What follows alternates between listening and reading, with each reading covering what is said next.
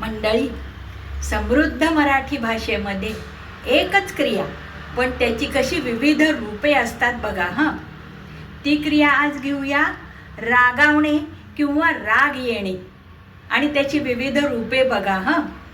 रागावणे, खवळणे, खूप राग येणे, तळ पायाची आग मस्तकात जाणे, संतापणे, आग पाखड करणे, म्हणजे पण खूप राग आल्यावर आग पाखड होते. चांगला समाचार घेणे, काय वेळेला खूप आपण बोलतो एखाद्याला राग आला की.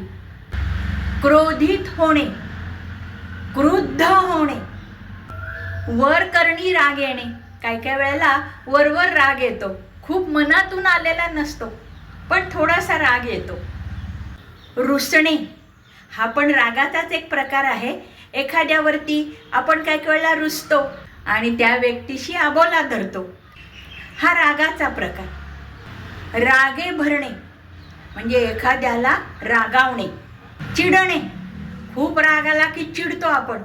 धुसफुसणे, म्हणजे पण खूप राग आला की धुसफुसतो, तो एक प्रकार. मान फिरवणे, एखाद्या व्यक्तीचा खूप राग आला की अगदी बोलू नये असं वाटतं, तोही एक रागाचं रूप आहे. फडाफडा बोलणे, हे पण एक रागाचं रूप आहे. एखाद्याचा खूप राग आला की फाड फाड बोलतो आपण त्याला. मंडळी, तुम्हाला हे रागाचे प्रकार आवडले असतील तर लाईक, शेअर, सबस्क्राईब करा आणि हो, कॉमेंट करायला विसरू नका.